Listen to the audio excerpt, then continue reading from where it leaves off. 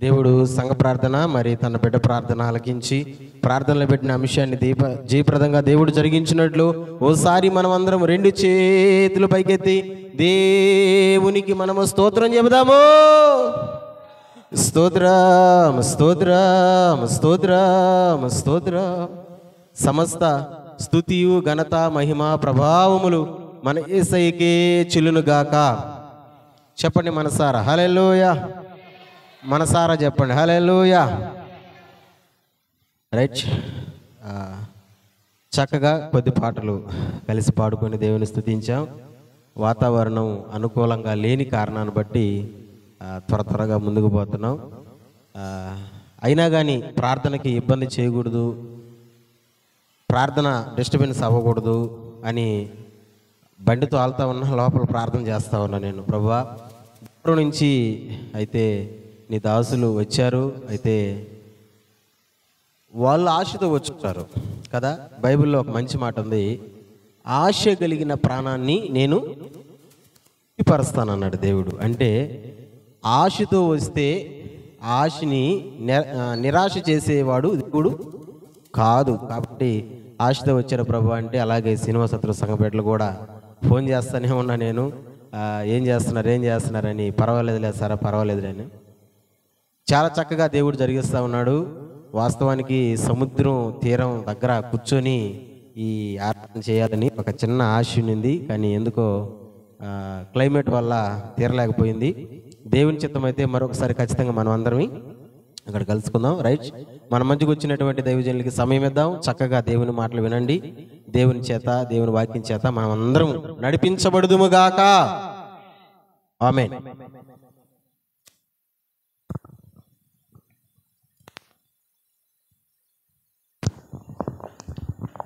Praise God. హల్లెలూయా. ముందుగా మనల్ని ఇట్టి విధంగా ఇంత సమయం నడిపించినటువంటి దేవునికి ఒకసారి గట్టిగా హల్లెలూయా చెప్దామండి. హల్లెలూయా. ఆయన మనల్ని ఇంతకాలము ఎంతో తన రెక్కల నీళ్ళలో భద్రంగా కాచి కాపాడాడు కదండి. ఎంత మంచి దేవుడు ఆయన. సరే, ఈరోజు మనం మన ధ్యానంలోనికి వెళ్దాము.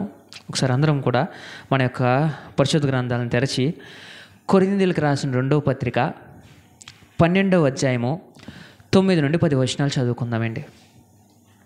కొరింథీయులకు రాసిన 2వ పత్రిక 12వ అధ్యాయము 9 నుంచి 10 వచనాలు చదువుదాం. ఎవరైనా నా కొరకు చదివి వినిపించగలరా?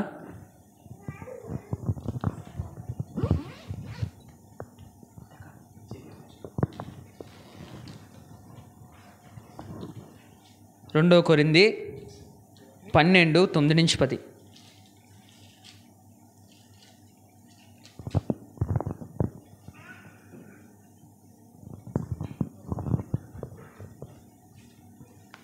త్వరగా నేనే చదవమంటారా అయితే? సరే, 9 నుంచి 10. అందుకు నా కృప నీకు చాలును, బలహీనత యందు నా శక్తి పరిపూర్ణమగుచున్నదని ఆయన నాతో చెప్పాను. కాగా క్రీస్తు శక్తి నా మీద నిలిచియుండు నిమిత్తము విశేషముగా నా బలహీనతల యందే బహు సంతోషముగా అతిశయపడుదును. నేను ఎప్పుడు బలహీనుడనో అప్పుడే బలవంతుడును గనుక క్రీస్తు నిమిత్తము నాకు కలిగిన బలహీనతలోను, నిందలోను, ఇబ్బందులలోను, హింసలలోను, ఉపద్రవములలోను నేను సంతోషించుచున్నాను. దేవుని వాక్యం దీవించును గాక. హల్లెలూయా. చిన్న ప్రార్థన చేసుకుందామండి. సర్వశక్తిమంతుడా, సకల ఆశీర్వాదములకు కారణభూతుడా మా దేవ, మీకే వందనాలయ్యా. అయ్యా, ఈ సమయంలో నీ వాక్య ధ్యానంలోనికి మేము వెలుచుండగా అయ్యా మీరే మాతో మాట్లాడండి ప్రభువా. అయ్యా, నీ వాక్యం రూఢిగా సూటిగా మా హృదయంలోనికి వెళ్ళి అయ్యా నీ యొక్క మాటలు మా హృదయంలో ఉంచుకొని దాని ద్వారా మేము పనిచేసే విధముగా ఉండడానికి సహాయం చేయండి ప్రభువా. మీరే మాతో మాట్లాడండి అయ్యా. మీ కృప మా యొక్క ఎడల నింపండి ప్రభువా. మీ సన్నిధిలో తండ్రి మేము మీ మాటలు విని మీ ఆత్మతో నింపబడి అయా మీ యొక్క రాజ్య వ్యాప్తికై ఉపయోగపడే పనిముట్లుగా మారి తండ్రి నీ యందు నిలిచి ఉండటానికి సహాయము చేయండి. సమయాన్ని మీకే అప్పగిస్తున్నాం, మా జీవితాలను మీకే అప్పగిస్తున్నాం. మీరే మీ కృపలో వాడుకుని భద్రపరచమని కోరుతూ నజరేయుడైన యేసు నామములో ఈ ప్రార్థన అడుగుతున్నాం తండ్రి. ఆమేన్. గట్టిగా చెప్దామండి ఆమేన్. అయ్యో నేను నిద్రపోతున్నారు ఏంటండి, ఆకలి వేస్తుందా? సరే గట్టిగా చెప్దాం ఆమేన్. కొన్నిసార్లు దాన్ని ఏమంటారు, ఇంటరాక్టివ్గా ఉండడం చాలా మంచిది. ఇంటరాక్టివ్గా అంటే నేను ప్రశ్నలకు సమాధానాలు చెప్పటము. నేను ముఖ్యంగా చిన్నపిల్లలకి సండే స్కూల్ తీసుకునేవాడిని. చిన్నపిల్లలకి ఆదివారాల పూట దేవుడి మాటలు చెప్పడానికి దేవుడు నన్ను వాడుకునేవాడు. అప్పుడు చిన్నపిల్లలకి మామూలుగా చెప్తే ఊరికనే పడుకుని పోతారు. లేదనుకోండి 5 నిమిషాలు మన వైపు చూస్తారు, మిగిలిన 5 నిమిషాలు వేరే పనిలోకి వెళ్ళిపోతారు. సో వాళ్ళని ఏం చేయాలంటే ఎప్పుడు ప్రశ్నలు అడుగుతూ ఉండాలి. ఎందుకు? వాళ్ళని మన వైపు చూసేలా చేసుకోవడానికి. ఏమండి? సో నేనేం చేస్తానంటే నా అలవాటు అది, మిమ్మల్ని ప్రశ్నలు ఎక్కువ అడుగుతాను. ఏమండి? మిమ్మల్ని కొంచెం ప్రశ్నలు ఎక్కువ అడుగుతాను. దానివల్ల మీరు ఏమాత్రము కోపడరు అని చెప్పి నేను నమ్ముతున్నాను. కోపడరు కదండి? నా ప్రశ్నలకు వీలైతే సమాధానం ఇచ్చేవారై, చిన్న చిన్నవే. దానికి నాతో పాటు ఉండి అందరం కలిసి మాట్లాడుతూ ఈ యొక్క ధ్యానాన్ని చేద్దాం. సరే, ఈ యొక్క మాటలు చదివాం కదా, ఈ యొక్క వచనము మనకి ఈరోజు చాలా సూటిగా మాట్లాడుతుంది. అపోస్తులైనటువంటి పౌలు కొరింథీయులకు రాస్తూ ఈ మాటలు మాట్లాడతాడు. అయితే అపోస్తులైన పౌలు చెప్తుంది ఏంటంటే, కృప లేదు అనుకుంటేనే అక్కడ చదువుతాం కదండి, నా కృప నీకు చాలును, బలహీనతల యందు నా శక్తి పరిపూర్ణమగుచున్నదని ఆయన నాతో చెప్పెను అని చెప్పి ఈ మాటలు మాట్లాడతాడు. పౌలు భక్తుడు ఈ మాటలు మాట్లాడేటప్పుడు తనకున్న పరిస్థితి ఏంటి, తను ఏ సందర్భంలో ఈ మాటలు మాట్లాడుతున్నాడో చూద్దాం. అపోస్తులైన పౌలు అపోస్తులుడు అని పిలువబడ్డానికి చాలామంది ఒప్పుకోరు. ఎందుకు అంటే అపోస్తులు అనగా ఎవరు? అపోస్తులు అనగా ఎవరంటే యేసు ప్రభువుతో నడిచినటువంటి 12 మంది. అంటే వాళ్ళ శిష్యులను అపోస్తులుగా అంటాం. కొంతమంది శిష్యుల పేర్లు చెప్పగలరా? కొంతమంది శిష్యుల పేర్లు యోహాను, పేతురు, యాకోబు, ఇలా కొంతమంది యేసుప్రభు వారి శిష్యులు. మొత్తం ఎంతమంది అండి? 12 మంది. ఈ 12 మందిలోని ఒకరు యేసుప్రభు చనిపోయిన తర్వాత ఇస్కరియోతు యూదా చనిపోయారు. కాబట్టి 11 మందే అపోస్తులుగా ఆదిమ సంఘం మరియు చాలామంది ఒప్పుకునేవారు. పౌలు అపోస్తులుడు అంటే ఇప్పటికీ కూడా కొంతమంది ఒప్పుకోరు. ఆ కాలంలో కూడా ఒప్పుకునేవారు కాదు. ఎందుకు? పౌలు దేవునితో కలిసి నడవలేదు. అంతే కదండి. పౌలు యేసుప్రభు వారు దగ్గర ఒకే సమయంలో జీవించిన పౌలు దేవునితో కలిసి లేదంటే యేసు ప్రభువుతో కలిసి ప్రయాణించలేదు. ఆ విధంగా పౌల్ని అపోస్తులుడు అని చెప్పి కొంతమంది పిలవడానికి ఒప్పుకునేవారు కాదు ఆ సంఘాలలో కూడా. అయితే పౌలు భక్తుడు ఏం చెప్తాడు అంటే, నేను యేసు ప్రభువుతో కలిసి నడవకపోయినా, లేదు యేసు ప్రభువుతో నేను కలిసి జీవించకపోయినా, నాకు నా యొక్క రక్షణకు కారణమైన వాడు యేసు. నన్ను పిలుచుకున్నవాడు, తన శిష్యునిగా లేదనుకుంటే ఒక అపోస్తులుగా నన్ను పిలుచుకున్నవాడు ఎవరంటే యేసు ప్రభు. ఎప్పుడైతే తన దమస్కు మార్గంలో వెలుచుండగా ఏం జరిగిందో మనందరికీ తెలుసు కదండి. ఏమైంది? పౌలు భక్తుడు దమస్కు మార్గాన్ని వెలుచుండగా ఒక గొప్ప వెలుగు తను తాకి, పౌలా నన్ను ఎలా కష్టపెడుచున్నావు అని చెప్తారు కదా. ఆ సమయంలో ఆ మాటలు ఎవరు మాట్లాడారు పౌలుతో అంటే యేసుక్రీస్తు వారు మాట్లాడారు. కాబట్టి పౌలు చెప్తాడు, మీరందరూ కూడా యేసు ప్రభువుని దగ్గరగా చూసిన వారే, కానీ నేను యేసు ప్రభువుని చాలా దగ్గరగా అనుభవించిన వాడిని. నా జీవితానికి మార్పు తెచ్చిన వాడు ఎవడంటే యేసు. నా జీవితంలో ఒక గొప్ప కథ మార్చేటటువంటి అనుభవం, ఆ యొక్క అనుభవం జరిగింది నాకు. ఆ అనుభవానికి కారణం ఎవరంటే యేసు. దాని వలన ఆయన నన్ను ఎన్నుకున్నాడు కాబట్టి నేను అపోస్తులుడను అని చెప్పి పౌలు చెప్తారు. అయితే పౌలు గురించి కొన్ని మాటలు చెప్పుకుందాం. పౌలు ఎవరు? మీ అందరికీ తెలిసే ఉంటుంది. పౌలు ఎవరు అంటే, పౌలు ఒక యూదా తెగవాడు. తనకి యూదా మతము ఆచరించేటటువంటి వాడు. అదేవిధంగా పౌలు ఒక రోమా సామ్రాజ్యపు సిటిజన్, లేదనుకుంటే రోమా సామ్రాజ్యంలో బ్రతికేటటువంటి ఒక మనిషి. అంటే ఇప్పుడు పౌలు ఏ విధంగా అంటే తన దగ్గర 2 సిటిజన్షిప్లు ఉన్నాయి, 2 పౌర పట్టాలు ఉన్నాయి. ఒకటి ఏంటంటే ఆధార్ కార్డులు ఉంటాయి కదా మనకి, అలాగా పౌలుకి 2 దేశపు ఆధార్ కార్డులు ఉన్నాయి అనుకోవాలి. ఏమండి మనకి ఎన్ని ఆధార్ కార్డులు ఉంటాయి? ఏ ఆధార్ కార్డు? భారతదేశపు ఆధార్ కార్డే ఉంటుంది మనకి. కానీ పౌలుకి ఎలా అంటే అప్పుడు మొదటి శతాబ్దంలో యూదులైతే ఒకలాగా చూసేవారు, రోమి యొక్క ఆధార్ కార్డు లేదనుకుంటే రోమా ప్రభుత్వం యొక్క పౌరసత్వం ఉంటే ఒకలా చూసేవారు. కానీ పౌలుకి ఈ 2 పౌరసత్వాలు ఉన్నాయి. తను ఒక యూదుడుగా పుట్టాడు, మరియు రోమా సామ్రాజ్యంలో పుట్టాడు. కాబట్టి ఈ రెండాటి యొక్క పౌరత్వము పౌలు కలిగి ఉన్నాడు. అంతేకాదు పౌలు ఒక రబ్బాయి లేదనుకుంటే ఒక బోధకుడు. పౌలు తన టీచర్, తన మాస్టర్ అయినటువంటి గమాలియేలు దగ్గర మొత్తం సమస్త విద్య నేర్చుకున్నాడు. తనకి లా తెలుసు, అంటే తనకి ధర్మశాస్త్రం తెలుసు. తను ఇతరులకి బోధించగలిగేటటువంటి ఒక నాయకుడు పౌలు. ఇంతటితో ఆగలేదు. పౌలుకి ఇంకొక దాన్ని ఏమంటారు, గొప్పతనం ఉంది. ఏంటంటే పౌలు అప్పుడు ఉన్నటువంటి సామ్రాజ్యంలో మంచి పేరు కలిగినవాడు. పౌలు మంచి పేరు కలిగినవాడు. ఇవన్నిటిని బట్టి ఆలోచిస్తే పౌలు ఏ స్థాయిలో ఉండొచ్చు? చిన్నంటి స్థాయిలో ఉండడు కదండి. ఇవన్నిటిని చూస్తుంటే పౌలు ఖచ్చితంగా ఒక పెద్ద వ్యక్తే, ఖచ్చితంగా ఒక గొప్ప వ్యక్తే.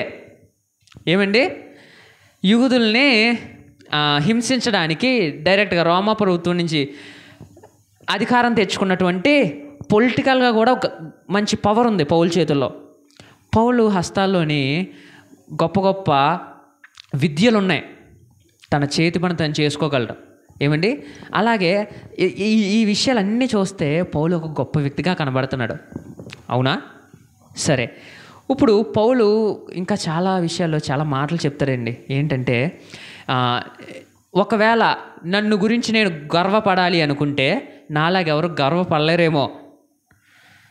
మనం అంటాం కదా సెల్ఫ్ డబ్బా కొట్టుకోవడం అని.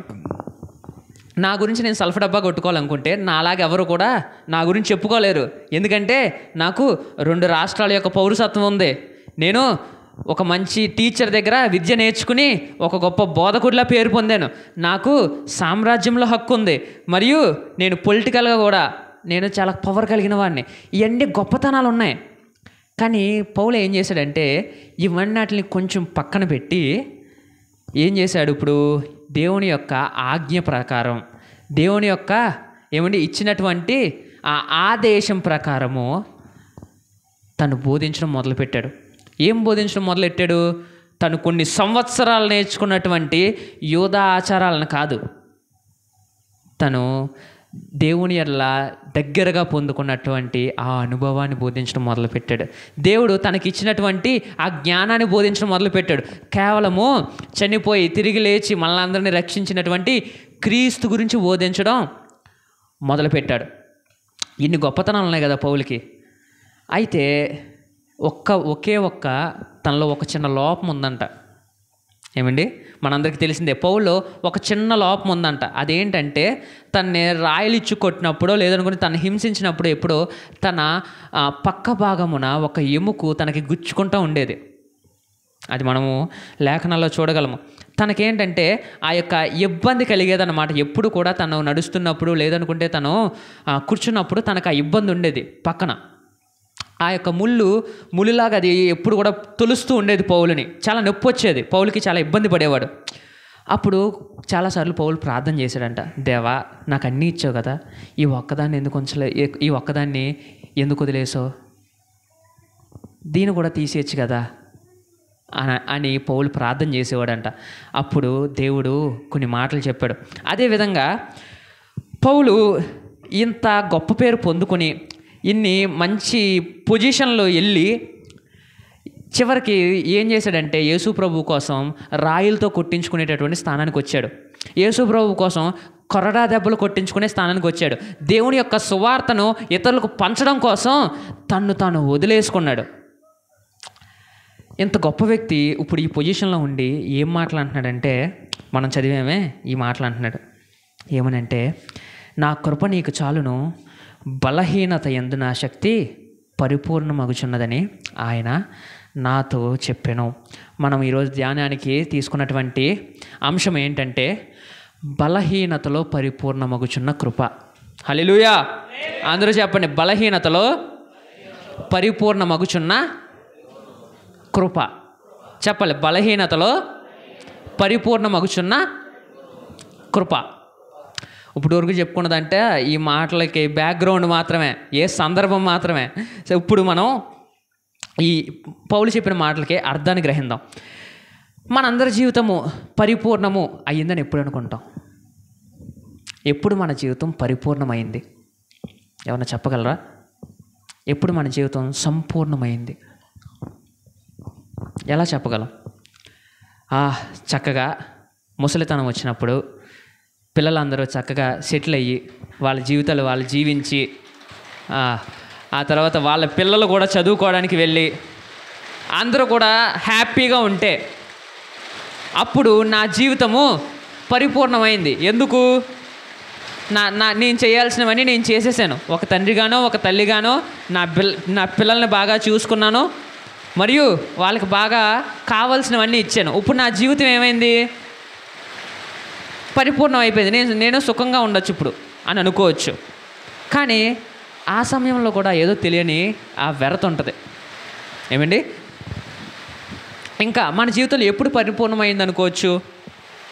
ఎప్పుడు అనుకోవచ్చు అనుకుంటే, మనకి ఏ రోగము లేక, ఏ కష్టము లేక, ఏ ఇబ్బంది లేక నా కాళ్ళ మీద నేను కాలేజ్ కూర్చోవచ్చు అనుకున్నప్పుడు మన జీవితం పరిపూర్ణమైంది అనుకోవచ్చు. ఏమండి? కానీ నిజంగా అప్పుడు మన జీవితం పరిపూర్ణం అవుతుందా? సంపూర్ణం అవుద్దా? సరే, ఇంకొక మాట చెప్తాను.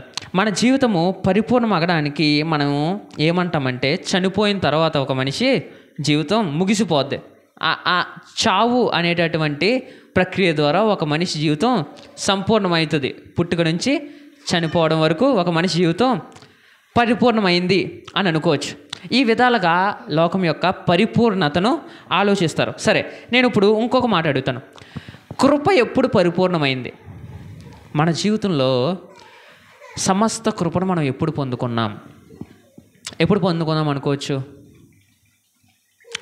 ఎప్పుడంటే, నా దగ్గర ధనధాన్య ఐశ్వర్యాలు ఉంటే దేవుని కృప నా మీద మెండుగా ఉంది. అంతేనండి? దేవుడు నా మీద కృప చూపిస్తున్నాడంటే ఎప్పుడు కృప చూపిస్తాడు? నేను బాగుంటే అప్పుడు దేవుడి కృప నా మీద ఉంది. లేదు, ఇంకెప్పుడు దేవుని కృప? ఏమండి? సమాజంలో గొప్ప స్థానంలో ఉంటే, ఏంటి, పొలిటికల్గా ఒక మంచి పొజిషన్లో ఉంటే దేవుని కృప నా మీద చాలా గట్టిగా ఉందండి అని అనుకోవచ్చు. లేదు, ఇంకా ఎలా ఆలోచిస్తాం మనం? దేవుని కృప ఎప్పుడు గట్టిగా ఉందంటే, ఏమండి, వాళ్ళ కుటుంబం సంతోషంగా ఉందండి, వాళ్ళు చాలా ఆనందంగా ఉంటున్నారు, అప్పుడు దేవుని కృప వాళ్ళ జీవితంలో పరిపూర్ణమైందండి అని అనుకోవచ్చేమో. కానీ పౌలు ఇక్కడ ఆ కృప పరిపూర్ణతకి ఒక కొత్త అర్థాన్ని తీసుకొస్తున్నాడు. పౌలు ఆ యొక్క కృపకి ఒక కొత్త నిదర్శనాన్ని తీసుకొస్తున్నాడు. అదేంటంటే, ఒకసారి చదువుతాను మళ్ళీ నేను. అందుకు నా కృప నీకు చాలును, బలహీనత యందు నా శక్తి పరిపూర్ణమగుచున్నది అని నాతో చెప్పాను. కాగా క్రీస్తు శక్తి నా మీద నిలిచిండు నిమిత్తము విశేషముగా నా బలహీనతల యందే బహు సంతోషముగా అతిశయపడుతును. పౌలు ఇక్కడ ఏం చెప్తున్నాడంటే, దేవుని యొక్క కృప లేదనుకుంటే దేవుని శక్తి ఎప్పుడు నా జీవితంలో పరిపూర్ణం అవుతుందంటే, ఎప్పుడైతే నా దగ్గర బలహీనత ఉందో. ఇదేంటండి? ఎప్పుడు నేను ఇబ్బందుల్లో ఉంటానో అప్పుడు పరిపూర్ణం అవుద్దా? ఎప్పుడు నేను ఇబ్బందులు పడతానో అప్పుడు దేవుడి శక్తి నా మీద ఉంటుందా? వినడానికి అంత విడ్డూరంగా లేదు? దేవుడు నాతో ఎప్పుడు ఉన్నాడంటే, నేను బాగున్నప్పుడు కాదంట. ఎప్పుడు దేవుడు నాతో ఉంటాడు? బలహీనతల్లో ఉన్నారంటున్నాడు. పౌలు ఏంటి ఇలా మాట్లాడుతున్నాడు? పౌలు ఎందుకు ఈ విధంగా ఈ మాటలు చెప్పాడు? ఎందుకంటే పౌలు ఏ ప్రదేశంలో అంటాడంటే, కృప, దయ రెండు విషయాలు ఉంటాయండి. మీరు ఎప్పుడైనా వాడారా కృప, దయ అనే పదాలు?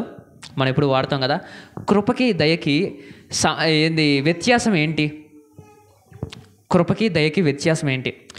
సరే, ముందుగా దయ గురించి మాట్లాడదాం.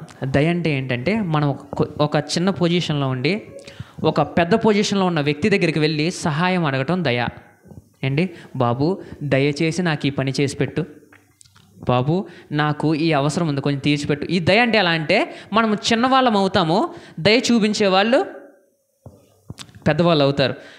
వాళ్ళకి ఇష్టం ఉంటే దయ కలుగుతుంది, వాళ్ళకి ఇష్టం ఉంటే కృప కలుగుతుంది. ఇది వాళ్ళకి ఇష్టం ఉంటే వాళ్ళు మన మీద దయ చూపిస్తారు, ఇది దయ అనుకోవచ్చు. కానీ కృప ఎలాంటిది అనుకుంటే, కృప అనేది ఒక లెక్కలో ఆలోచించాలంటే నా వెనకతల ఒక గొప్ప వ్యక్తి ఉండటం. కృప ఎలా అంటే అది ఏదో సానుభూతి చూపించింది కాదు. కృప ఏదో మన ఎడల ఏదో ఊరికినే పోనిలే అని దానం చేసింది కాదు. కృప ఎలాంటిది అంటే మనతో పాటు కలిసి ఉండి, ఇక్కడ కూడా గొప్ప వ్యక్తే, కృప ఇక్కడ కూడా ఒక మంచి పొజిషన్లో ఉన్న వ్యక్తే. కానీ నేను దయచేసి చేయండి అన్నప్పుడు చేయడం కాదు. కృప ఎలా పనిచేస్తుంది అంటే ఆయన నాతో ఉన్నాడు అన్న నమ్మకంలో పనిచేస్తుంది. ఇప్పుడు మనకి ఏదైనా కష్టం కలిగిందండి, మనకి 2 మార్గాలు ఉంటాయి. ఒకటి ఏంటంటే మన దగ్గర ఏమన్నా సహాయం కావాలంటే ఒకరి దగ్గరికి వెళ్ళి సహాయాన్ని అడుగుతాం, అది దయ అవుద్ది, వాళ్ళు చూపిన దయ. అదే కృప ఎలా అవుద్దంటే మన అందరం కలిసి ఉన్నప్పుడు మనము ఎక్కువగా అడగాల్సిన పని లేదు, మనం ఒకరి దగ్గరికి వెళ్ళి చేయి చాపాల్సిన పని లేదు. అది ఆటోమేటిక్గా ఆ కృప మన మీదకి వస్తుంది. అది దేవుని కృపకున్నటువంటి లక్షణం. అది దేవుడు మన ఎడల దయ చూపిస్తున్నాడు, జాలి చూపిస్తున్నాడు అన్నదానికంటే దేవుడు మన ఎడల కృప చూపిస్తున్నాడు అన్నదే ఎక్కువ మన జీవితాల్లో అన్వయించుకోగలం. ఎందుకంటే అవును, మనమంతా కూడా వట్టివారమే, కానీ ఆయన మనల్ని ఎప్పుడు అలా చూడట్లేదు. మనల్ని ఎప్పుడు ఆయన ఏదో కాలుగోటున ఉన్నటువంటి వేరులో చూడట్లేదు. ఆయన ఎప్పుడు మనల్ని ఆయన శ్రేష్టముగా చూస్తున్నాడు. హల్లెలూయా. ఆయన మనల్ని ఎప్పుడు కూడా లేనిపోని వారిగా చూడడు. దేవుడు మనల్ని ఎప్పుడు ఎలా చూస్తున్నాడు? తనకున్న వారిలో శ్రేష్టమైన వారిగా చూస్తున్నాడు. సో ఆయన మన ఎడల జాలి పడ్డాడు అనే కంటే ఆయన కృప మన మీద మెండుగా ఉన్నది అనుకోవాలి. ఈ కృప మన మీద ఎప్పుడు లేదనుకుంటే ఈ యొక్క ఒక వ్యక్తి నా వెనుకున్నాడు, లేదనుకుంటే ఒక శక్తి నాతో ఉన్నది అని ఎప్పుడు మనం తెలుసుకోగలమంటే దేవుడు ఎప్పుడైతే మన జీవితాల్లో ఇబ్బందులు పెడితే. ఎప్పుడండి? మన జీవితాల్లో ఇబ్బందులు పెట్టినప్పుడు తెలుసుకోవచ్చు అంట. సరే, ఒకసారి మనం ఇక్కడ చూస్తే పౌలు ఏం చెప్తున్నాడంటే, నా బలహీనత యందే బహు సంతోషంగా అతిశయపడుదును, నేను ఎప్పుడు బలహీనుడనో అప్పుడే బలవంతుడను, గనుక క్రీస్తు నిమిత్తము నాకు కలిగిన బలహీనతలలోనూ నిందలలోనూ ఇబ్బందులలోనూ హింసలలోనూ ఉపద్రవంలోనూ నేను సంతోషించుచున్నాను. పౌలు ఏం చెప్తున్నాడంటే ఇక్కడ, నేను ఎప్పుడు సంతోషించాలి అంటే నా జీవితంలో సమస్తం ఉంటే కుదరదు.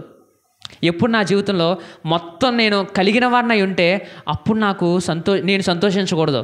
ఎప్పుడు సంతోషించాలంటే ఎప్పుడు నా జీవితంలో ఇబ్బందులు మొదలవుతాయో అప్పుడు సంతోషించాలి. దీనికి ఒక చిన్న ఎగ్జాంపుల్ ఏంటంటే, ఏమండి మన దగ్గర ఒక దాని విలువ ఎప్పుడు తెలుస్తుంది అంటే అది మన దగ్గర లేనప్పుడే అంట. విన్నారా ఈ మాట ఎప్పుడైనా? ఒకరి విలువ మనకి ఎప్పుడు తెలుస్తుంది?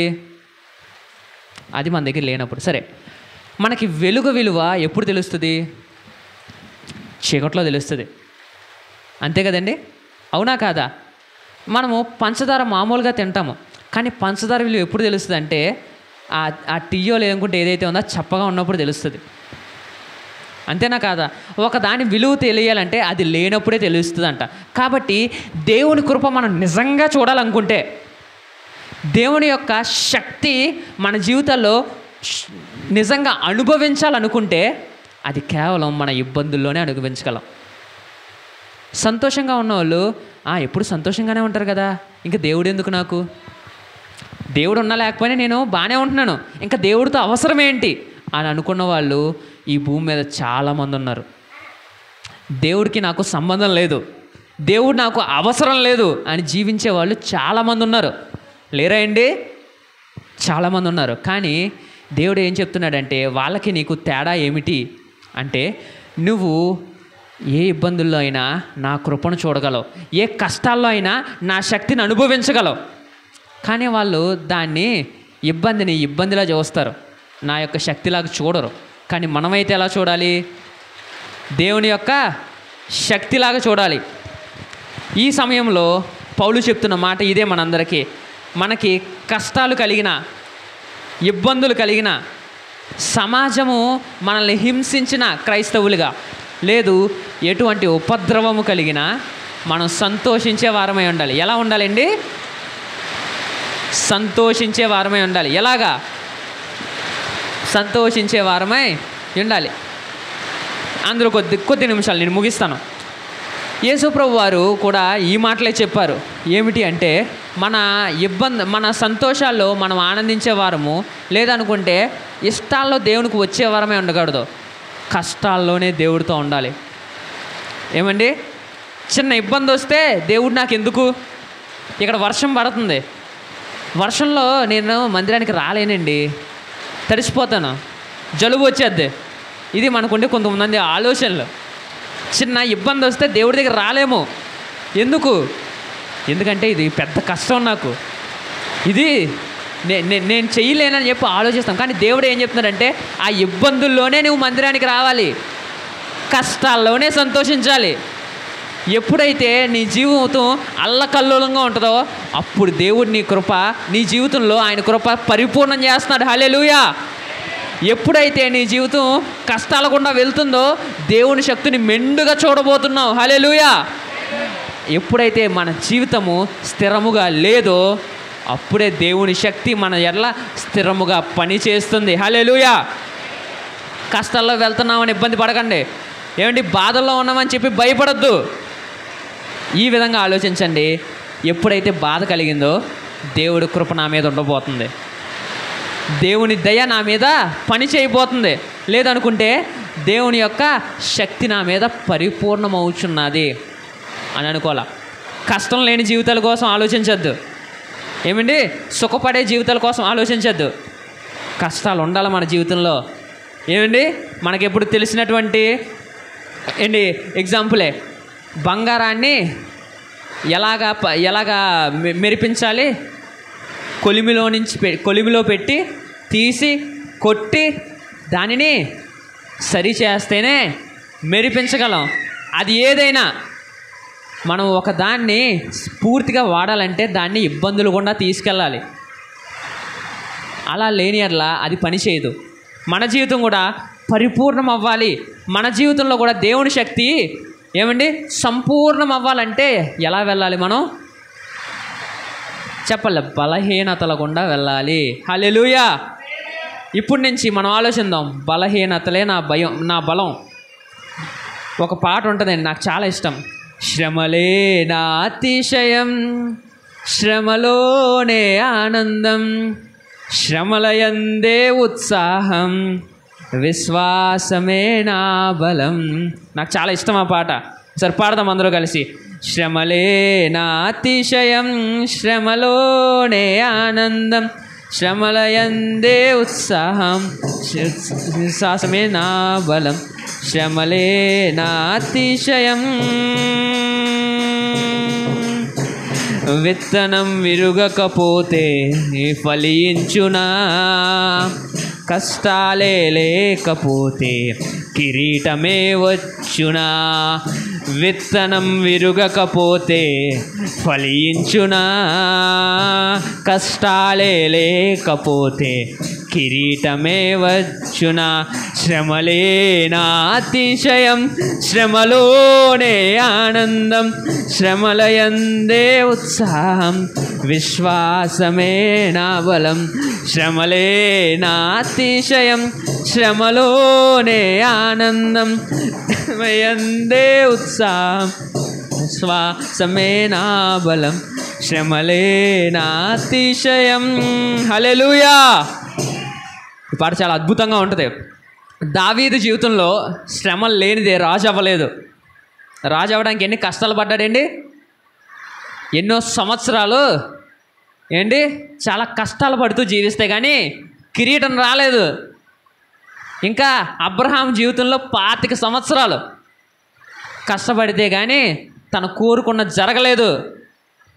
జీవితంలో శ్రమలు ఉండాలి, కానీ శ్రమలలో మనం దేవునితో ఉండాలి. శ్రమల్లో మనం ఎవరితో ఉండాలి? మన చూపు ఎవరి వైపు ఉండాలి? మన చూపు దేవుని వైపు ఉండాలి, శ్రమల్లో సంతోషించే వారంగా ఉండాలి, శ్రమల్లో యందే మనం ఉత్సహించే వారమై ఉండాలి. అది దేవుడు కోరుకుంటున్నాడు మన దగ్గర. పౌలు కూడా అదే మాటలు చెప్తున్నాడు. శ్రమల యందు నేను ఇంకా ఉత్సాహంగా పనిచేస్తాను, శ్రమల్లో నేను దేవుడి కోసం ఇంకా ఎక్కువ పాటు పడుతున్నాను అంటాడు. ఏం చెప్తాడండి? బ్రతుకుట క్రీస్తే, చావైతే లాభమే. శ్రమలు ఒక లెక్క కాదు నాకు, శ్రమలే నా యొక్క పనికి పునాదులు అని చెప్తాడు. ఆ విధమైన జీవితం మనందరికి ఉండాలి.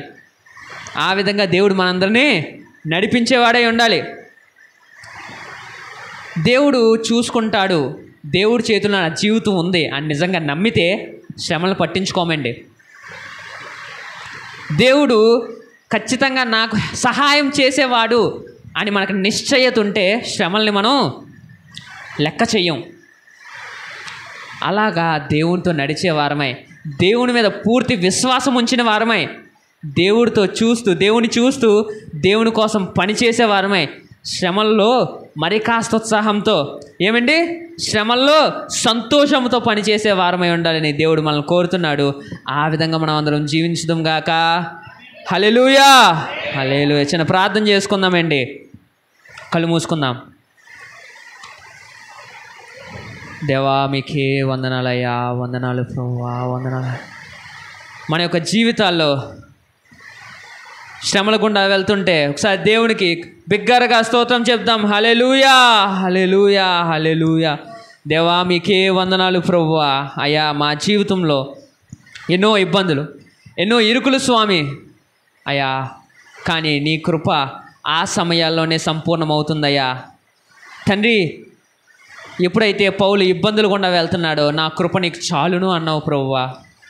ఎప్పుడైతే పౌలుకి చిన్న కష్టం వచ్చిందో అదిగో అప్పుడే నా శక్తి పరిపూర్ణమవుతున్నది అని చెప్పావు దేవా. ఆ విధంగా మా జీవితాలు ప్రభువా శ్రమల వైపు ఉత్సాహంతో నడవడానికి సహాయం చేయండి అయ్యా. నీ పని కోసం శ్రమించేవారుగా ఉండడానికి సహాయం చేయండి. మా ఆశల కోసం కాదు ప్రభువా, మా యొక్క తండ్రి లోక ఇష్టాల కోసం కాదు, నీ గురించి ఆ శ్రమలు ఉండాలి ప్రభువా. అయ్యా నీ గురించి మేము ఆ కష్టాలు పడాలి ప్రభువా. దేవా ఆ విధంగా మా జీవితాలు ఉండడానికి సహాయం చేయండి అయ్యా. అయా శ్రమల్లో ఆనందించేవారిగా, అయా కలిగిన బలహీనతలో, నిందలలో, ఇబ్బందులలో, సమస్త విషయాల్లో అయా సంతోషించేవారిగా ఉండాలి ప్రభువా. ఆ జీవితాలు మాకు దయచేయండి ప్రభువా.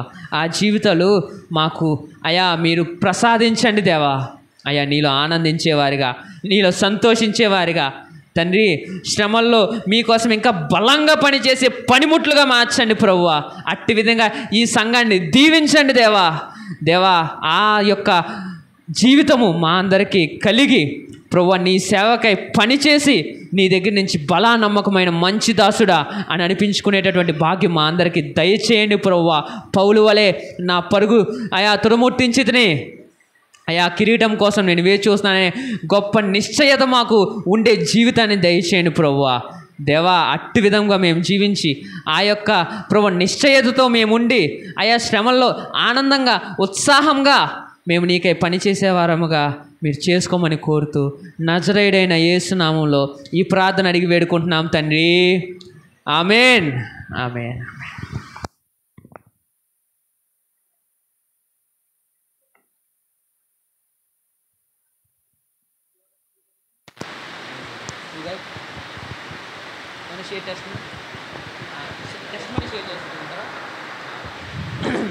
ఈ సమయంలో మన మధ్య బ్రదర్ శామ్యుయల్ వచ్చి తన యొక్క సాక్ష్యాన్ని కొద్ది నిమిషాలు పంచుకుంటాడు. Before we proceed further, can we do a handshake to our besides one? Handshake to our besides one. Okay, ఒకసారి మన యొక్క పక్కనున్న వారికి మన యొక్క చేతుల్ని కలిపి వాళ్ళకి దేవునికి వందనాలని చెప్దాం. ఒకసారి అందరం కూడా ఇతరులకి చేతులు కలిపి దేవుడు నీతో ఉన్నాడు అని చెప్పండి. చెప్పాలి, దేవుడు నీతో ఉన్నాడు, దేవుడు నీ కష్టాల్లో నీతో ఉన్నాడు చెప్పరే అలా. దేవుడు మనందరితో ఉన్నాడు. హల్లెలూయా.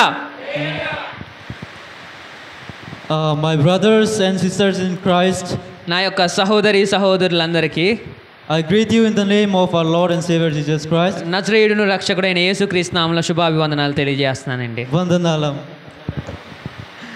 My brother Joshua has preached for a long time.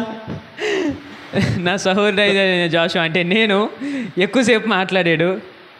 Like the way he is tall and his preaching is also so long, so I won't be sharing that much long. తను పొడుగ్గా ఉండడమే కాకుండా ప్రసంగాలు కూడా పొడిగిస్తూ ఉంటాడు అని చెప్తున్నాడు. So I will be sharing my testimony in a brief way. దానికోసం అని చెప్పి సహోదరి యొక్క సాక్ష్యాన్ని క్లుప్తంగా మన దగ్గర పంచుకుందాం అనుకుంటున్నాడు. Since my childhood, I used to go to church regularly, attend. నా బాల్యం నుంచి నేను మందిరానికి ప్రతి ఆదివారం వెళ్ళేవాడిని, చిన్నపిల్లలతో కలిసి ఉండేవాడిని. నేను ఆరాధనకి తప్పకుండా వెళ్ళేటటువంటి ఒక క్రైస్తవుణ్ణి. But I never give my heart fully to God. వెళ్ళటం అయితే చర్చికి వెళ్ళేవాడిని, కానీ నా హృదయం చర్చిలో ఉండేది కాదు, నా మనసు దేవుడి దగ్గర ఉండేది కాదు. Everything that the church requires, I used to do. మందిరానికి కావాల్సిన ప్రతి పని చేసేవాడిని, ప్రతి ఆరాధనకి వచ్చేవాడిని. But I am searching something different, that is worldly pleasure.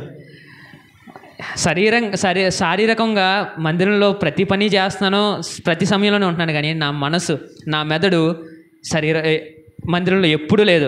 ఏదో కోరుతుంది, ఏదో లోకాన్ని ప్రేమించేదై ఉంది. And I have a kind of attitude that I want to be at the top level of the society. నాకు అప్పుడు ఎలాంటి ఉద్దేశం ఉండేదంటే ప్రపంచంలో గొప్ప వ్యక్తిగా ఉండాలి, నా యొక్క సమాజంలో ఒక ఎత్తైన పొజిషన్లో ఉండాలి. If rich, to be very rich, not like a medium or a poor. నేను మామూలు స్థానంలో ఉండకూడదు, ధనవంతుని అవ్వాలి. మామూలు ధనవంతుడు కాదు, ధనవంతులకే ధనవంతుని అవ్వాలి. So when I was doing my graduation, అప్పుడు నా డిగ్రీ చదువుతున్నటువంటి సమయాల్లో I made 2 friends. నాకు 2 స్నేహితులు ఉండేవారు, who are very rich. వాళ్ళ ధనవంతులు. And one of him was engaged in a kind of drugs business. వాళ్ళిద్దరూ ధనవంతులే, కానీ ఎలా ధనవంతులు అయ్యారు తెలుసా? చెడ్డ పనులు చేసి ధనవంతులు అయ్యారు. His father was engaged in a kind of heroin business. అంటే ధనం వాళ్ళ దగ్గర చాలా ఉంది, కానీ ఎలా వచ్చింది తెలుసా? మాదక ద్రవ్యాలు ఉంటాయి కదండి, మీకు తెలుసో లేదో, ఇప్పుడు యవనస్తులు కానీ కొంతమంది కానీ మత్తు తీసుకుంటారు, కొన్ని పౌడర్లు. అలాంటి పౌడర్లు ఇల్లీగల్గా అక్రమంగా అమ్మి ఎంతో రేట్లకి డబ్బు సంపాదించేవారు. ఎవరు? సహోదరుడి యొక్క స్నేహితులు. The cost of that heroin per kg was around 1,70 lakh. ఆ యొక్క పౌడర్ ఏదైతే ఉందో 1 కేజీ విలువ 1,70,00,000. So with 2 of my friends and along with me, అప్పుడు ఎంతండి చెప్పిన 1 కేజీ మనకు ఉండేటటువంటి శనగపిండి ఎంత రేట్ అండి? అయ్యో కొనరా మీరు ఎప్పుడుని? శనగపిండి కేజీ ఎంత రేటు? 30 రూపాయలు 40 రూపాయలు ఉంటుంది. కానీ అదే కేజీ పిండి కూడా అలాగే ఉంటుంది చూడడానికి. 1,70,00,000 ఏంటి? 1,70,00,000 ఆ 1 కేజీ పిండి. అయితే సహోదరుడు మరియు అది శామ్యుయల్ మరియు వాళ్ళ స్నేహితులు ఏమనుకున్నారంటే, so we are planning to import from Burma and then export to Bangladesh. ఏమనుకున్నారంటే, మనం ఓ పని చేద్దాం, ఈ కేజీ పిండిని బర్మా దేశం తెలుసా? మయన్మార్ దేశం మన దేశం పక్కన ఉంటుంది. ఐడియా ఉందా మీకేమైనా? మన భారతదేశం మ్యాప్లో చూసుకుంటే ఒక పక్క బర్మా ఉంటుంది, అంతేకాకుండా మన దేశంలో బంగ్లాదేశ్ అనే ఇంకొక దేశం ఉంటుంది. అవి 2 పక్క పక్కనే ఉంటాయి. మన వాళ్ళు ఏమనుకున్నారంటే, ఈ దేశం నుండి కొని ఆ దేశానికి ఈ యొక్క పౌడర్ని అమ్ముదాం. ఎందుకంటే ఇది అక్రమం కదండి, పోలీసులు పట్టుకుంటే జైల్లో వేస్తారు, యావజ్జీవ కారాగార శిక్ష వస్తుంది. కానీ వీళ్ళు ఏం చేయాలి? ఎవరికి తెలియకుండా అమ్మాలి. సో ఏమనుకున్నారంటే, మయన్మార్ దేశంలో కొని బంగ్లాదేశ్లో అమ్ముదామని ఫిక్స్ అయ్యారు. Our work was only between the 2 countries. వీళ్ళ పని ఏంటంటే ఏమీ లేదు, ఈ దేశంలో నుంచి తీసుకెళ్ళి ఆ దేశంలో ఇచ్చేసి రావడం. And we are trying to import at that time 3 kg. వీళ్ళు ఏమనుకున్నారంటే 1 కేజీ అంటే చాలా తక్కువ, ఒకేసారి 3 కేజీలు తీసుకెళ్దాం అని అనుకున్నారు. 3 కేజీలు అంటే ఎంత? సుమారు 5 కోట్ల రూపాయలు. ఏంటి కోట్లు సున్నాలు లెక్కెట్టడానికే మనకు కుదరదు. And we are planning to keep inside a cylinder gas. దాన్ని ఎలా తీసుకెళ్దాం అనుకున్నారంటే, గ్యాస్ సిలిండర్ ఉంటుంది కదండి, గ్యాస్ సిలిండర్ని కోసి అందులో 3 కేజీలని మాదక ద్రవ్యాన్ని పెట్టి మళ్ళీ గ్యాస్ సిలిండర్ లాగే దాన్ని సీల్ చేసేసి అలాగా దీన్ని తరలిద్దామని చెప్పి ఆలోచించారు. But if the police or the authorized authority caught us, then we will be staying in a jail for, if the weight of that heroin is more than 30 grams, you must be staying for the whole life. That was the risk. చెప్తున్నాను కదండి, ఒకవేళ పోలీసులకు దొరికారంటే 30 గ్రాముల కన్నా ఎక్కువ. ఎంతండి? 30 గ్రాములు అంటే ఎంతో తెలుసా? ఇంత రా చేతిలోకి ఇంతకన్నా ఎక్కువ పట్టుకొని దొరికారంటే జీవితాంతం జైల్లో ఉండాలి. అలాంటిది ఇలా ఎన్ని కేజీలు తీసుకెళ్దాం అనుకున్నారు? 3 కేజీలు. ఇంత దానికే జీవితం అంతా అంటే 3 కేజీలు దానికి ఎన్ని జీవితాలు వేయాలో శిక్ష. Even by knowing all that, what will be the consequences, I still want to be one of the top in the society, so I plan to do it. చేసే తప్పని తెలుసు, ప్రభుత్వం పట్టుకుంటే జీవితం అయిపోద్దని తెలుసు, సమస్తము తెలిసే కానీ మనకున్న ఆశ ఏంటి? గొప్ప పొజిషన్లోకి వెళ్ళాలి, డబ్బున్నోని అవ్వాలి, చేద్దామని చెప్పి fix అయ్యారన్నమాట. But at the same time, I was also very much engaged into the church. ఇవన్నీ చేస్తానే మందిరంలో చాలా ఎప్పుడు ఉండేటటువంటి ఒక మనిషిగా ఉన్నాడు. లోకంలో ఎన్ని ఆలోచనలు ఉన్నాయి, ఈ తప్పు పని బుర్రలో అది నడుస్తూ ఉంది, దానికి కావాల్సిన పనులన్నీ చేస్తూ ఉన్నాడు. అదేవిధంగా మందిరంలోకి వచ్చి ప్రతి ఆరాధనలో ఉంటున్నాడు, పాటలు పాడుతున్నాడు. ఏమండి యూత్ మీటింగ్ ఉందంటే మైకులు సెట్ చేసి లైట్లు సెట్ చేసి ఇవన్నీ చేస్తున్నాడు. ఇది జరుగుతుంది, అటు అది జరుగుతుంది. When the days of our implementation come, I went through a journey for taking that material. అయితే ఈ పని ఏదైతే ఉందో చెడ్డ పని చేసే రోజు రానే వచ్చింది. వీళ్ళుండే ప్రాంతం మిజోరాం కదండి, ఇది ఎక్కడ ఉంటుందంటే ఆ బంగ్లాదేశ్కి మయన్మార్కి మధ్యలో ఉంటుందన్నమాట. అయితే ఆ మయన్మార్ దేశానికి వెళ్ళడం జరిగింది, కావాల్సిన సామాగ్రి 3 కేజీలు తీసుకోవడం జరిగింది. So while going through it, I saw a poster. అయితే దాన్ని తీసుకుని వస్తుండగా మనోడికి ఒక పోస్టర్ లేదనుకుంటే ఒక కాగితం గోడలకు అంటిస్తారు కదండి, అలాంటి ఒక కాగితం కనపడ్డదన్నమాట. That is in Mizoram, Aizawl. అది ఎక్కడ అంటే వీళ్ళుండే రాష్ట్రం మిజోరాం రాష్ట్రంలో ఐజ్వాల్ అనే గ్రామంలో. Where it was written, I delight in you, whatever you do. That is from Zephaniah 3:17. అయితే జెఫన్యాకి రాసిన గ్రంథము 3:17 ఒక మాట ఉంటుంది అన్నమాట. ఏంటంటే నువ్వేది చేసినా అందులో నేను సంతోషిస్తున్నాను అని ఉంటుంది.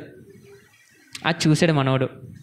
Then I came to realize that whatever I do, whatever I speak, every time God is walking with me.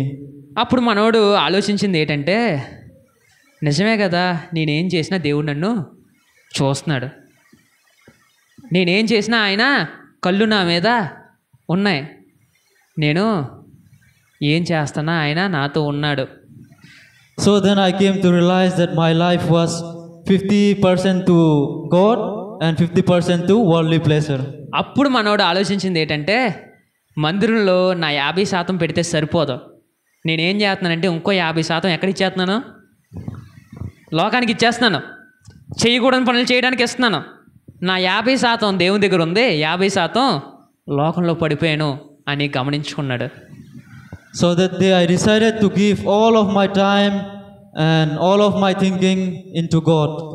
ఆనాడు నిర్ణయం తీసుకున్నాడు ఏంటంటే 50-50 కాదు, 100కి 100% నేను దేవుడితోనే ఉండాలనుకున్నాడు. హల్లెలూయా. And that is how I reached to a seminary. ఆ విధంగా ఆలోచించి మారు మనసు పొంది ఆ యొక్క దాన్ని వాళ్ళ సహోదరులు ఇద్దరున్నారు కదండి, వీళ్ళ స్నేహితులు, ఆ స్నేహితులు వదిలేసి మరుక్షణమే ఏం ఆలోచించకుండా మొత్తం మారి యేసు ప్రభువుకే నా సమస్త జీవితం ఇవ్వాలనుకుని మా దగ్గరికి వచ్చి తన యొక్క వేదాంత విద్యని అభ్యసిస్తున్నాడు. And that is the reason today we can meet here today. దేవుడు అలాంటి పనిలో మునిగి ఉన్న నన్ను తన సేవకు పిలుచుకొని ఇప్పుడు మీ అందరి మధ్య నిలబెట్టాడు. హల్లెలూయా. Lastly, so I just want to encourage from you all from my life. చివరిగా నా జీవితం ద్వారా మీకు చెప్పేది ఏంటంటే, let us not be a half to God and half to world.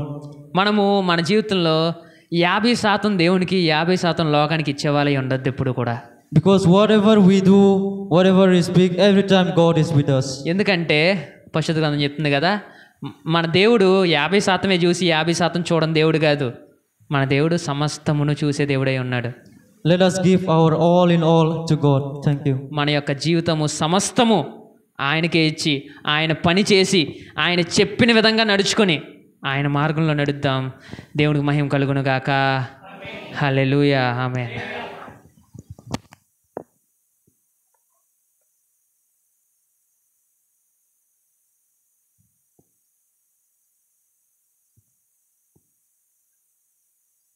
Praise the lord. చెబుదామా ఒకసారి చేతులెత్తి గట్టిగా స్తోత్రం. ఉన్నారా? ఉన్న వాళ్ళందరూ చెప్పండి హల్లెలూయా. గట్టిగా చెప్పండి హల్లెలూయా. చాలా చక్కని వర్తమానం, దైవ సందేశం తన దాసులు నిలబెట్టి చక్కగా దేవుడు మాట్లాడిచ్చాడు. జాషువా బ్రదర్ అద్భుతమైన ప్రసంగం చేశారు. తర్వాత వచ్చి సామ్యుయేల్ బ్రదర్ మంచి సాక్ష్యం. నాకు ఈ మెసేజ్లో ఆ సాక్ష్యంలో ఒక లింక్ ఒకటి కనబడింది. ఏంటి ఆ లింక్ అంటే, తప్పు దోవలో పోతున్న ఏ ఒక్కరిని కూడా దేవుడు విడిచిపెట్టడు, దేవుడు పట్టుకుంటాడు. నాకు ఆ లింక్ కనబడింది. ఎందుకు నేను ఆ లింక్ అంటున్నానంటే, దమస్కు పోతా ఉన్నప్పుడు సౌలు దమస్కుకు పోతా ఉండేటప్పుడు యెరూషలేములో ఉన్న వాళ్ళందరం చంపేసి, ఒరే దమస్కులో పోయి దాంకుర్రా అంటారా మీరు, నేను అక్కడిక్కడ వస్తానరా అని జనాలను తీసుకున్నాడు, గుర్రం వేసుకొని పోతా ఉన్నాడు. దేవుడు ఏం చేశాడు? పట్టుకున్నాడా పట్టుకోలేదా? చెప్పండి, పట్టుకున్నాడా పట్టుకోలేదా? అందుకే మనం పాట పాడుతూ ఉంటాం కదా, సౌలును పౌలుగా మార్చిన గొప్ప దేవుడా. అసలు భలే ఉంటది కదా. సౌలుని సౌలు దేవుడు ఏం చేశాడు? పౌలుగా మార్చాడు. సౌలుగా ఉన్నప్పుడు దుర్మార్గుడు కదా, భయంకరమైనడు. ఆయనే చెప్తాడు తిమోతి పత్రికలో, పూర్వము దోషకుడను, హింసకుడను, హానికరుడును. 3 సర్టిఫికెట్లు ఆయనే ఇచ్చుకున్నాడు పౌలు. పూర్వం అంటే ఎప్పుడు? సౌలుగా ఉన్నప్పుడు. దోషకుడు అంటే అర్థం చెప్పండి, తిట్టేవాడు. హింసకుడు అంటే కొట్టేవాడు. హానికరుడు అంటే చంపేస్తాడు, సామాన్యుడు కాదు. ఎవరైనా సౌలు. ఇప్పుడు చెప్పండి, సౌలుని దేవుడు పట్టుకున్నాడా పట్టుకోలేదా? పట్టుకున్నాడన్న వాళ్ళు గట్టిగా స్తోత్రం. పట్టుకున్నాడా పట్టుకోలేదా? మాట్లాడితే కదా దాన్ని ఏం కూర దాన్ని మరి అరిస్తే కదా.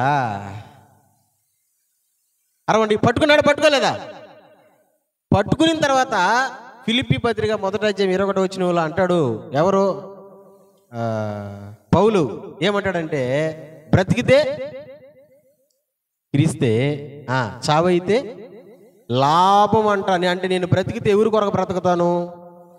దేవుని కొరకే బ్రతుకుతా, దేవుని కొరకే బ్రతుకుతా. ఇదే మాట ఇంకొక చోట కూడా మనం చూడగలం. మనం బ్రతికినను చనిపోయినను ప్రభు వారమై ఉన్నాం. అంటే దేవుని వారం. మనం దేవుని కోసమే బతుకుతున్నాం. చచ్చిపోవడం కూడా దేవుని కోసం అంతే. మా తమ్ముడు ఒకడు ఉన్నాడు. మా తమ్ముడికి ఒక కొడుకున్నాడు. కొడుకులు పుడితే తండ్రికి చాలా సంతోషం కదా. వాడిని నేను ఒకసారి, రే ఎందుకు పుట్టేవరా నువ్వు అని అడిగా, తమాషకు జోక్గా. పెదనాన్న, మా నాయన అప్పు తీర్చేదానికి పుట్టాను నేను అన్నాడు. ఓ దేనికి పుట్టాడంట? వాళ్ళ నాన్న అప్పు తీరవడానికి పుట్టాడంట. దానికోసం కాదు మనం పుట్టాల్సింది, పెరగాల్సింది. ఎవరి కోసం? దేవుని కోసం. దేవుడు పట్టుకున్న తర్వాత మారిపోయాడు. రైట్. చాలా అద్భుతమైనటువంటి ప్రసంగం, పౌలు గారి ప్రసంగం. బైబిల్లో పౌలు రాసిన పత్రికలు 13 పత్రికలు చూడగలం మనం. సామాన్యుడు కాదు. వీళ్ళు 11 మంది చేసిన సేవ కంటే డబల్ సేవ చేసినాడు ఒక్కడే. ఎవరు? మీరు బైబిల్లో లాస్ట్ పేజీ చూడండి, లాస్ట్ పేజీ. ఆ లాస్ట్ పేజీలో పౌలు తిరిగిన ప్రదేశాల గురించి ఒక పేజీ సంపాదించుకున్నాడు. అబ్బా, ఎంత ధన్యత అసలు అది! ఏ శిష్యుడు సంపాదించుకున్నాడు చెప్పండి? ఎవరు సంపాదించుకోవాలా? పౌలు సంపాదించుకున్నాడు. ఎందుకు అంత పేరు వచ్చిందంటే దేవుడు ఏం చేశాడు? సౌలుగా ఉన్నప్పుడు పట్టుకొని పౌలుగా మార్చాడు. స్తోత్రం చెప్పండి. సామ్యూయల్ గారు సాక్ష్యంలో కూడా సేమ్ అదే లింక్ ఉంది. వెళ్తున్నాడు ఆయన కదా, ఎక్కడికి వెళ్తున్నాడు? డబ్బులు కావాలి నాకు. ఏం కావాలా? నాకు డబ్బులు కావాలా? ఎంత డబ్బులు కావాలా? అందరికంటే ఎక్కువ డబ్బులు కావాలా? అందరికంటే ఎక్కువ డబ్బులు కావాలనుకుని పోతున్నాడు. మరి పట్టుకున్నాడా? పట్టుకోలేదా? దేవుడు పట్టుకుంటాడు. మనం చెడు దారిలో పోయేటప్పుడు, ఆయనకి ఇష్టం లేని దారిలో పోయేటప్పుడు మనల్ని పట్టుకుంటాడు. రకరకాల సందర్భాల్లో దేవుడు పట్టుకుంటాడు. బిడ్డ, నానా, ఆయన పట్టుకునేటప్పుడు, ఆయన పట్టుకున్నప్పుడు ఏం చేయాలంటే మనం సమస్తం దేవునికి అర్పించుకోవాలంతే. అవునా కాదా? మా చెప్పండి మా, ఎన్ని సంవత్సరాలు బతుకుతాం మనం ఒకవేళ బతికితే? 70 లేకపోతే 80 లేదా సెంచరీ కొడతామంటారా? సెంచరీ డౌటే. ఇప్పుడు తినే తిండి మొత్తం అన్నిటిని బట్టి చూస్తే డౌటే. ఒకవేళ 100 సంవత్సరాలు బతికినా ఒకరోజు మనం చచ్చిపోతామా? ఆ తర్వాత దేవునితో మనం యుగాయుగాలు ఉంటాం. అందుకని బ్రతికినా దేవుని కోసమే బ్రతకదాం, చనిపోయినా దేవుని కోసమే చనిపోదాం. తీర్మానం తీసుకున్న వాళ్ళందరూ గట్టిగా చేతులెత్తి స్తోత్రం చెప్పండి, గట్టిగా చెప్పండి. అద్భుతమైన ప్రసంగాన్ని దేవాది దేవుడు తన దాసులు నిలబెట్టి మాట్లాడారు. ఇప్పుడే అంత లోతులోకి పోతున్నారంటే భవిష్యత్తులో దేవుడు ఇంకా మంచి పైకి మిమ్మల్ని వాడుకోవాలని మనసారా కోరుకుంటున్నాను. దేవుడు ఖచ్చితంగా వాడుకుంటాడు కూడా. ఎందుకంటే ఆ మాటల్లో ఆ స్పిరిట్, ఆత్మదేవుని యొక్క ప్రభావం ఖచ్చితంగా చూపిస్తుంది. ఇక్కడ నిలబడుకొని మాట్లాడాలంటే సామాన్యమైన పని కాదు. మైకి పట్టిస్తే కొంతమంది గడగడ వణికే వాళ్ళు ఉన్నారు.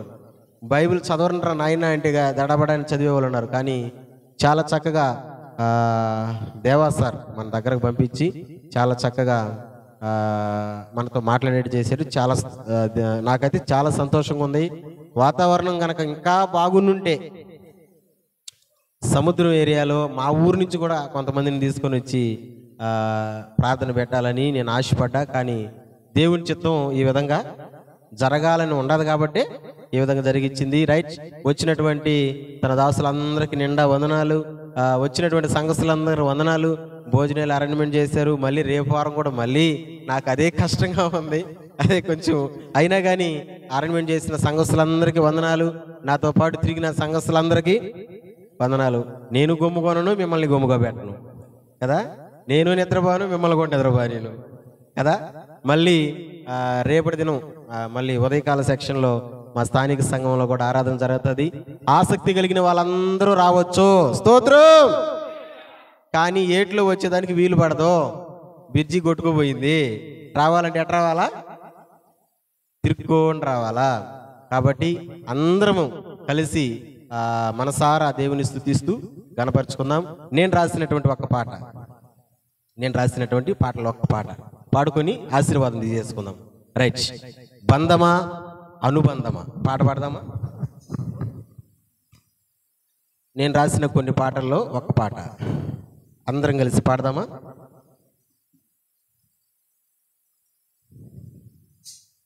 బంధమా అనుబంధమా మరువని బంధమా నన్ను విడువని బంధమా. హుషారుగా ఎత్తుకో, కొట్టు చప్పట్లో ఒకేసారి కొట్టు హుషారుగా. బంధమా అనుబంధమా మరువని బంధమా నన్ను విడువని బంధమా, మరువని బంధమా, నన్ను విడువని. చూస్తారు బ్రదర్, చూడండి అందరం కలిసి.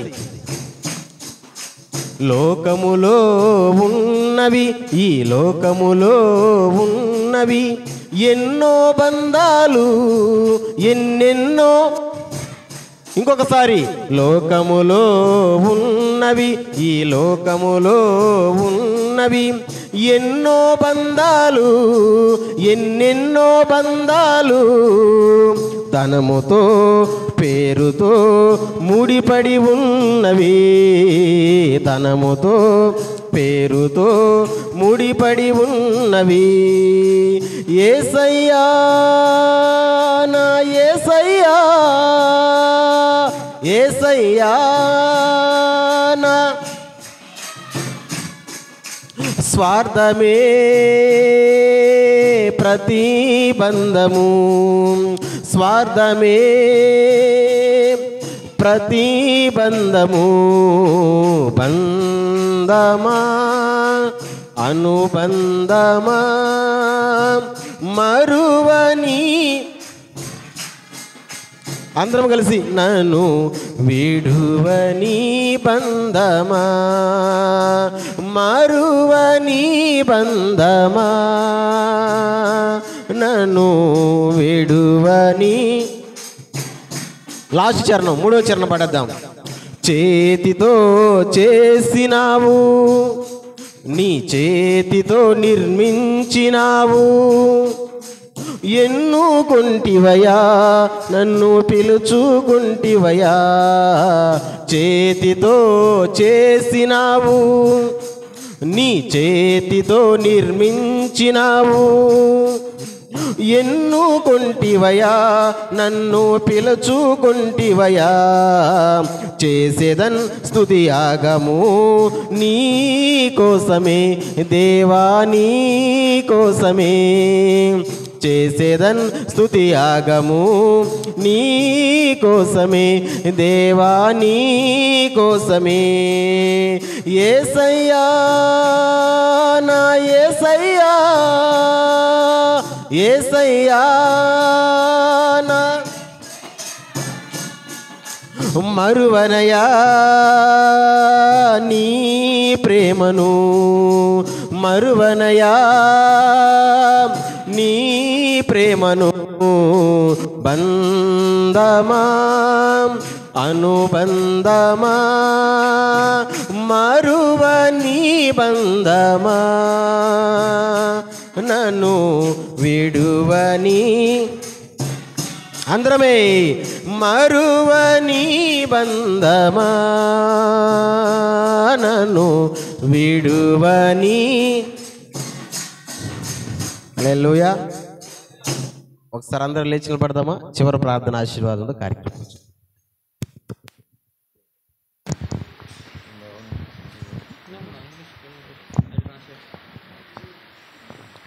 Let's look to God in prayer. Dear Lord, Heavenly Father, we thank you for guiding us throughout the worship hour. మీకే వందనాలయ్యా. Lord, as we disperse from here, అయ్యా మేము ఈ సమయంలో ఈ ప్రదేశం నుంచి వెళ్ళుచుండగా may your presence go with us. అయ్యా మీ సన్నిధి మాతో నింపండి ప్రభువా. Guide and protect అయ్యా మాకు భద్రతను దయచేయండి ప్రభువా. every person present here ఇక్కడ ఉన్నటువంటి ప్రతి ఒక్కరితోనే మీరే ఉండండి దేవా. until we meet again. అయ్యా మళ్ళీ మేము కలుసుకునే పర్యంతము మీ కృప దయచేయండి ప్రభువా. Protect us from all the harms and dangers అయ్యా ప్రతి ఒక్క ఇబ్బంది నుండి, ప్రతి ఒక్క అపాయం నుండి మమ్మల్ని తప్పించండి ప్రభువా. ahead of us. అయ్యా మాకున్నటువంటి అయ్యా ప్రతి సమయంలోనూ తోడుండండి.